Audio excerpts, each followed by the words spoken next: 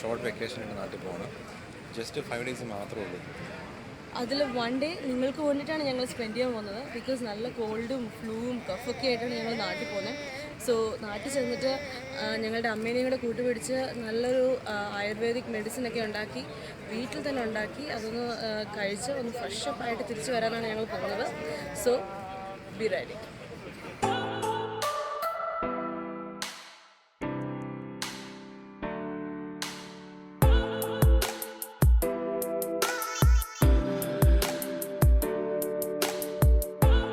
നമസ്കാരം. ഇന്ന് നമ്മൾ ഉണ്ടാക്കാൻ പോകുന്നത് കഫക്കെട്ട്, പനി, ചുമ, തൊണ്ടടപ്പ് തുടങ്ങിയ എല്ലാവിധ അസുഖങ്ങൾക്കും എതിരായിട്ടുള്ള ഒരു ആയുർവേദിക് മരുന്നാണ്. അപ്പം അതിൻ്റെ എല്ലാ ഇൻഗ്രീഡിയൻസും നമ്മൾ ആയുർവേദിക് ഷോപ്പിൽ നിന്ന് മേടിച്ചാണ്. അതിൻ്റെ കൂട്ട് മറ്റുള്ള കാര്യങ്ങളെല്ലാം നമ്മുടെ അമ്മ നമുക്ക് പറഞ്ഞു തരും.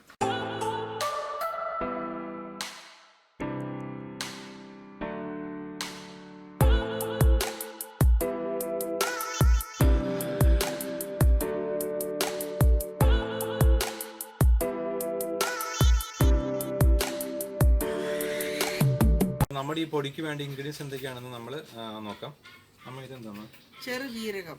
ഇത് നമ്മൾ സാധാരണ കറിക്ക് ഉപയോഗിക്കും, വെള്ളം തിളപ്പിച്ച് കുടിക്കാൻ ഉപയോഗിക്കും. ഇത് മെഡിസിൻ ഉപയോഗിക്കുന്ന ചെറുജീരകമാണിത്. ഇത് നമ്മൾ ചെറുജീരകം നമ്മൾ 100 ഗ്രാമാണ് ഇത് ഉണ്ടാക്കാൻ വേണ്ടി ഉപയോഗിക്കുന്നത്. ഇത് അത് അയമോദകം. വയറിൻ്റെ എല്ലാ പ്രശ്നങ്ങൾക്കും നല്ലതാണ്. വെള്ളം തിളപ്പിക്കാൻ കുടിക്കാം, പൊടിച്ച് നമുക്ക് മരുന്നിന് ഉപയോഗിക്കാം. അയമോദകം നമ്മൾ ഇതുണ്ടാക്കാൻ വേണ്ടി 50 ഗ്രാം അയമോദകം എടുത്തിരിക്കുന്നത്. ഇത് പിപ്പില്ലി. സാധാരണ നമ്മൾ ചിലർ പറയും പിപ്പില്ലി എന്ന് പറയും, ചിലർ തിപ്പില്ലി എന്ന് പറയും.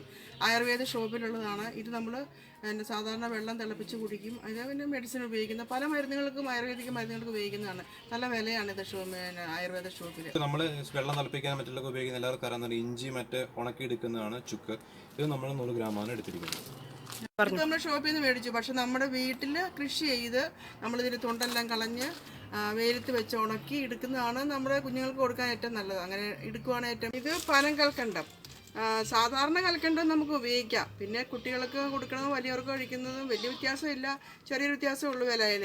അപ്പോൾ പനം കൽക്കണ്ടമായിരിക്കും ഏറ്റവും ബെറ്റർ. അപ്പോൾ അത് വാങ്ങുക. ഇതിപ്പോൾ നമ്മൾ 100 ഗ്രാം പിപ്പില്ലി വാങ്ങിച്ചതിന് ഒരു 2-3 കിലോ പനം കൽക്കണ്ടം എടുക്കുവാണെങ്കിൽ നമുക്ക് നല്ലതാണ്. കാരണം ഒത്തിരി കയ്പായ മരുന്നായ കഴിക്കാൻ ബുദ്ധിമുട്ടുള്ളവർക്ക് പനങ്കൽക്കണ്ടം കൂടുതൽ എടുക്കുന്നത് നന്നായിരിക്കും. ഇത് പനങ്കൽക്കണ്ടം. ആദ്യം പൊടിച്ചെടുത്ത കുരുമുളക്, പിപ്പില്ലി, അയമോദകം, ചെറുജീരകം, ഈ 4 ഐറ്റത്തിൻ്റെ മിക്സറാണിത്. വേറൊരു പാത്രത്തിലേക്ക് മാറ്റമാണ്. ഇനി നമുക്ക് നമ്മൾ ഉണക്കിയെടുത്ത ചുക്ക് നമ്മൾ വൃത്തിയാക്കിയ ശേഷം അത് നമ്മൾ ചെറുതായിട്ട് കലയിൽ വെച്ച് ഇടിച്ചെടുത്തതെന്ന് വെച്ചാൽ ഡയറക്റ്റ് നമുക്ക് മിക്സിയിലേക്ക് അടിച്ചു കഴിഞ്ഞാൽ കുറച്ച് ബുദ്ധിമുട്ടടിക്കാം. ഇത് നമ്മൾ ചുക്ക് പൊടിച്ചെടുത്താണ്. ചുക്ക് പൊടിച്ചെടുത്തപ്പോൾ നമ്മൾ അതിൻ്റെ കൂടെ കുറച്ച് പനക്കൽക്കണ്ടവും ചേർത്ത് പൊടിച്ചാണ്. എന്ന് വെച്ചാൽ ചുക്ക് ഒറ്റയ്ക്ക് പൊടിക്കുമ്പോൾ കുറച്ച് ബുദ്ധിമുട്ടാണ്. അതുകൊണ്ട് നമ്മൾ കുറച്ച് പനക്കൽക്കണ്ടം കൂടി ചേർത്ത് പൊടിച്ച മിക്സറാണിത്. അപ്പോൾ ചുക്ക് നമ്മൾ പൊടിച്ചെടുത്ത ശേഷം നമ്മൾ എടുത്ത് വെച്ചിരിക്കുന്ന പനക്കൽക്കണ്ടം എടുക്കുക. ഇതിപ്പോൾ നമ്മൾ പനക്കൽക്കണ്ടം പൊടിച്ച് വെച്ചിരിക്കുന്നതാണ്. ഇത് പനക്കൽക്കണ്ടം പൊടിച്ചതിൻ്റെ മിശ്രിതമാണിത്. നമ്മൾ എല്ലാം കൂടി മിക്സ് ചെയ്തെടുക്കുകയാണ്. പ്രത്യേകം ശ്രദ്ധിക്കണം, നമ്മൾ തിളക്കുമ്പം ഇതിൻ്റെ പൗഡർ നമ്മുടെ മൂക്കിലേക്ക് അടിക്കാൻ ചാൻസ് ഉണ്ട്. അപ്പോൾ എന്തെങ്കിലും മാസ്ക് ധരിച്ച് നമ്മളിത് മിക്സ് ചെയ്യുന്നത് വളരെ നന്നായിരിക്കും. അപ്പം നമ്മുടെ ആയുർവേദിക് കൂട്ട് റെഡി ആയിട്ടുണ്ട്. നമുക്ക് ചുമയ്ക്കും, കഫക്കെട്ടിനും, പനിക്കും, തൊണ്ടയെടുപ്പിനും എല്ലാത്തിനും ഉപയോഗിക്കാൻ പറ്റുന്ന ഒരു നാച്ചുറൽ റെമഡിയാണ് ഈ പൗഡർ.